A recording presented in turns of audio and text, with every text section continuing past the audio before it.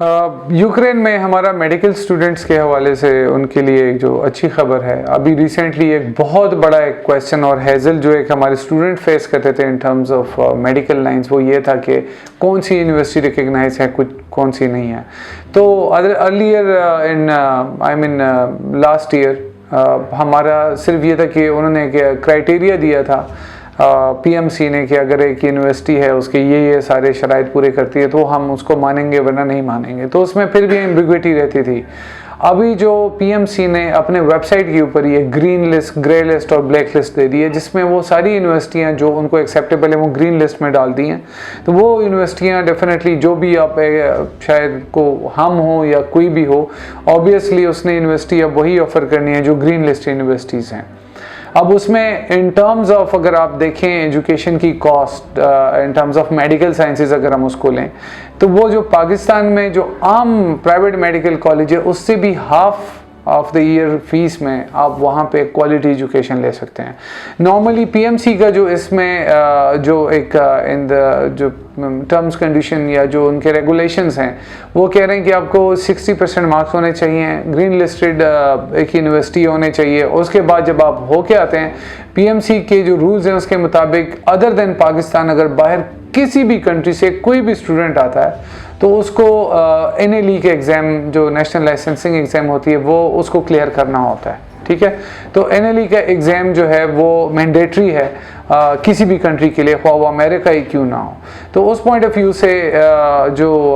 तीन चीज़ें आपने किसी भी बाहर मुल्क मेडिकल में जाने से पहले आपने देखना है। एक, अगर आपकी 60% से बिलो मार्क्स हैं तो आपको बाहरी यूनिवर्सिटियाँ तो एकोमोडेट कर जाएंगी, आप वहाँ पे तो शायद डॉक्टर बन भी जाएँ, लेकिन पाकिस्तान आपको कभी एक्सेप्ट नहीं करेगा। अगर आपका अपनी कंट्री में आने का प्रोग्राम है तो अगर आपको कोई मिसलीड कर रहा है तो आपको मेडिकल तो करा देगा, लेकिन पीएमसी के रूल्स के मुताबिक 60% below marks in FSC and matric they are not eligible, and if you are above that then there is no, चूँकि वहाँ पे कोई डिस्क्रिमिनेशन फैक्टर नहीं है, मेरिट के इश्यूज नहीं है, तो आपको एडमिशन मिल जाएगा।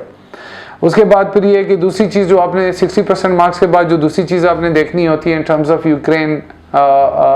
आपने जो भी यूनिवर्सिटी वहाँ पे सेलेक्ट करनी है, make sure that that is either in grey list, क्योंकि ग्रे लिस्ट नॉर्मली फिर ग्रीन लिस्ट में कन्वर्ट हो जाता है। एनीवेज प्रेफरेबल ये कि जो ग्रीन लिस्टेड यूनिवर्सिटीज़ हैं आप उसी में किसी यूनिवर्सिटी को ऑन करें और उसी के ऊपर आप जो हैं उसी के ऊपर आप एडमिशन लेने की फिर फर्दर अपने एजुकेशन इससे रब्ता कर सकते हैं। और नंबर 3 थिंग जो आपने देखनी है कि ऑब्वियसली जो यूनिवर्सिटी है फिर वो कहाँ पे सिचुएटेड है, वहाँ पे अब जिस तरह कीव जो वहाँ का कैपिटल है, वहाँ की कीव मेडिकल यूनिवर्सिटी है, that is considered to be one of the top private university, जिसका फीस स्ट्रक्चर भी बहुत नॉमिनल सा है in if we compare it to the local Pakistani universities. Other than that उसमें ये चीज़ भी है कि आप का जो लिविंग स्टैंडर्ड है वो बहुत ज़्यादा बेहतरीन है। वहाँ पे आप $100 से $150 में बेहतरीन किस्म का एक ज़िंदगी वहाँ पे लोग गुजार सकते हैं। अदर देन दैट जो सबसे इम्पोर्टेंट चीज़ एक चीज़ और आ जाती है वो ये है कि वहाँ पे जो स्टूडेंट होते हैं उनको वहाँ पे up to some extent part time job की बाय डिफ़ॉल्ट इजाज़त होती है। जिस तरह PRO है, वहाँ पे एक लैंग्वेज बैरियर कंट्री है, वहाँ पे अगर आप जाके इंग्लिश का एक ट्रांसलेटर बन जाते हैं तो वो आपको ना बहुत अच्छी हैंडसम अमाउंट आपको कमा के भी दे सकते हैं, लेकिन that is down the line वो एक अलग चीज़ बन जाती है। तो in terms of medical sciences it is very cheap, although it don't have any financial constraints, although there are some challenges in the visa जो आपके एजुकेशनिस्ट के ऊपर वो डिपेंड करता है कि वो कैसे आपका केस प्रेजेंट करता है, लेकिन इट इज़ वेरी रिकमेंडेबल कि आप वहाँ पे जाएं। क्योंकि मैं आपको इन टर्म्स ऑफ मेडिकल एक और चीज़ भी बताना चाहता हूँ कि जो वहाँ के मेडिकल कॉलेजेस जो PMC से ग्रीन लिस्टेड हैं, अगर आप वहाँ से पढ़ते हैं तो जितने भी मेडिकल कॉलेजेस हैं वो बायलैटरल रिलेशनशिप के बिना पे जितने भी 28 कंट्रीज़ ऑफ द यूरोप हैं वहाँ पे वो बग़ैर किसी एग्ज़ाम के किसी भी टाइम जाके कोई भी जॉब ज्वाइन कर सकते हैं। They don't have to go through any exam, क्योंकि वो सारी डिग्रियाँ वहाँ पे एक्सेप्टेबल हैं। हाँ, जिस कंट्री में आपने जाना है वहाँ का लैंग्वेज आना आपके लिए बहुत ज़्यादा ज़रूरी है। वहाँ का लैंग्वेज आपको आएगा, आपके पास डिग्री मौजूद है। After 3 years of this